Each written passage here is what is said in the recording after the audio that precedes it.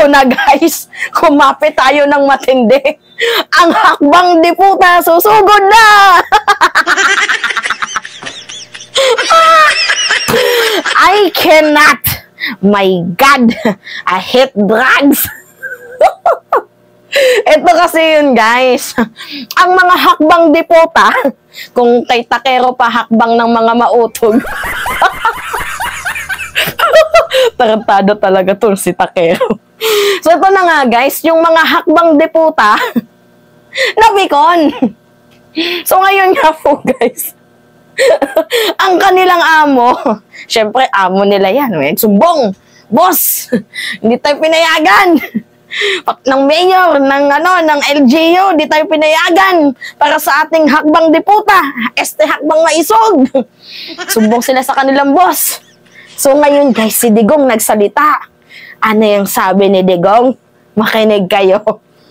Yung mga mambabatas dyan, syempre yung pinapatamaan niya, yung LGU, mayors, governor, etc. Basta, mga mambabatas na yan, tinawag niyang mga walang alam daw guys. Ang gagawin niya, kakasuhan niya daw po. Kakasuhan really, pikon. Akala ko ba guest speaker ka lang? Di ba guys? Ano yung sabi ng every time na mayroong naghahakbang maisog na guest speaker lang daw itong si Digong. Guest speaker ka lang, bakit ikaw tong galit na galit at gustong manakit tapos gusto mong ikaw magdemanda? Di ba dapat yung magdedemanda dyan is yung mga nagtatag ng prayer rally, yung mga organizer? Bakit ikaw yung magdedemanda, Digong? Ibig sabihin, ikaw nga yung promotor ng prayer rally na yan. Ibig sabihin, ikaw yung may pakana ng demolition job para kay PBBM. Sabi ko na nga ba? Tama tayo, mga kababayan. Panoodin nyo tong video ni Kadigungan. Ito lang, wait lang guys ha. Kung isog ka, tara na. Kung isog ka para sa bayan, defend the flag, the Constitution, and attend peace rally to show your anger. Rinig nyo? Diba? Sumama kayo sa prayer rally to show your anger. Nalaglag na naman si Digong. Kinulang na naman ata guys ng gamot. Diba? Yung script biglang nagbago. Tingnan nyo, rinig nyo. Matan kayo sa prayer rally to show your anger. Diba? Anong ginagawa niya? Nanghihikayat. Promotor nga. Diba? So sa mga hindi nakakaalam guys, magkakaroon kasi ng prayer rally doon sa Bulacan. Hindi nga sila pinayagan doon sa may Boston. Matitilo. Makukulit talaga. Sobrang kulit. Panoodin pa natin. Kita-kita tayo sa April 28, 2024 at 5 p.m. Ang venue natin is Poblacion Bustos. Private property yan.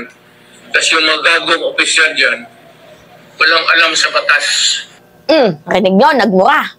Yung mga gagong opisyal dyan, walang alam sa batas. Pakinggan nyo ng susunod ng mabuti.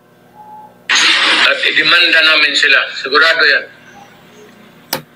Violation of the constitutional right of persons peaceably assembled for a redress of grievance. Mabigat yan. Yan, narinig nyo? Magkakaso daw. Itong si Kadigungan, ididemanda niya.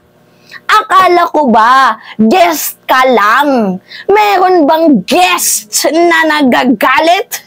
Meron bang guest na nagdedemanda? Hindi ka naman yung organizer. Iba talaga yung tamaan ng Fentagong.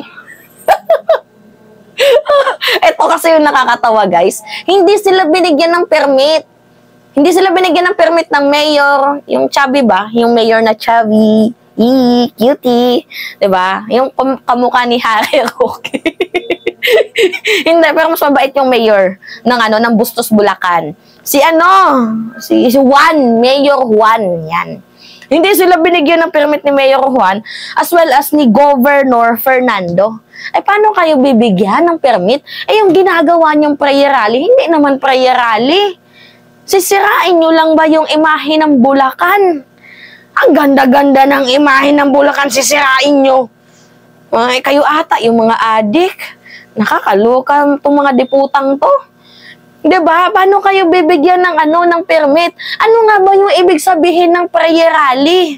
Groupings, diba? Kagrupo kayo, nagtatatag kayo ng ng worship to God. Prayer rally nga, nagdadasal. May prayer rally ba na puro paninira? Ha? Prayer rally na puro demonyo ka, gago ka, putang ina mo ka, bullshit ka. Yung mga ganon, prayer rally yun? Ha? Yung mga ganon, yung nagbumura? Yung mga jutang yung mga futang ina? Ano yun? Prayer rally yun sa tingin nyo? Tapos mag-expect kayo na bibigyan kayo ng ng permit? Guys, ito yung nakakainis nga. Hindi na nga sila binigyan ng permit ng mayor, pati ng governor, mga makukulit, namimilit, guys. Yes, pinipilit po nila guys, itong mayor na bigyan sila. Hindi nga sila binigyan. Ang ginawa nila guys, nagsettle sila sa private na lugar. Private sila eh. Ang problema guys, ito yung nangyari. Yan, nakikita niyan, itong picture na yan. O, may harang. Hinarangan sila guys. O, kawawa. Diba, nilagyan na ng placard. O, hindi yan sa inyo. Trespassing pala kayo eh, no? Hala, kakasuhan kayo, mga trespassing. May nakalagay na red notice dyan ng lupang ito ay pribado. Diba? Commercial space. Ah. Matitilok. Hindi na nga pinayagan, namimilit pa. Anong gusto niyong palabasin? Feeling kasi nila, ang lakas-lakas pa din nila. Diba? Anyway, bakit masyadong pikon? Yun lang yung akin guys, diba? Bakit masyadong pikon? Ba't kailangang magkaso? Diba? Ba't kailangan magkaso? Ba't masyadong pikon? Yugyugin ko yung utak nyo eh. Iyugyug mo. Iyugyug mo. Yugyug-yugyug-yugyug-yugyug. Iyugyug mo. Hey! Yugyug mo. Puk! Yugyug mo. Puk! Yugyug mo. Iutog-utog mo. Puk! Utog-utog mo. Puk! Natatawa ko kay Takero Miyamoto. Ano yung sabi niya guys? Hakbang ng mga mauutog. Iutog mo, puk! Iutog mo, puk! Utog. Iutog mo, puk! Ewan ko ba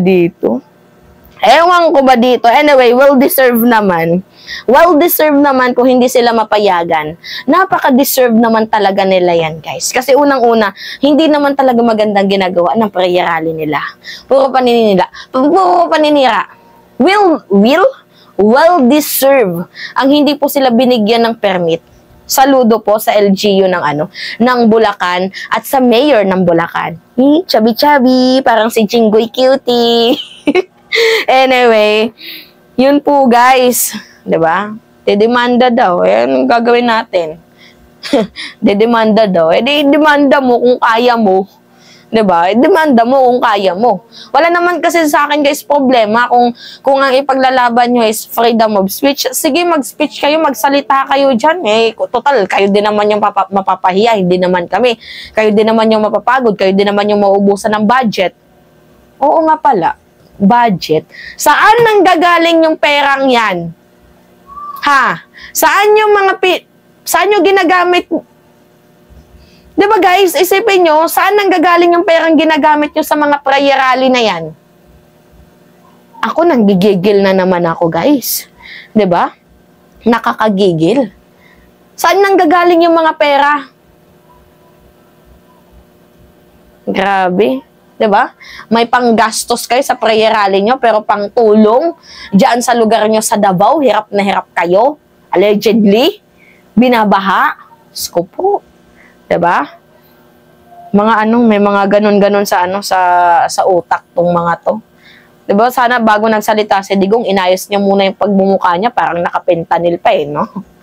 Anyway, yun lamang ho guys. At it's me again, si Mima Alicia nyo, at nagbabalik ulit para sa ating panibagong video.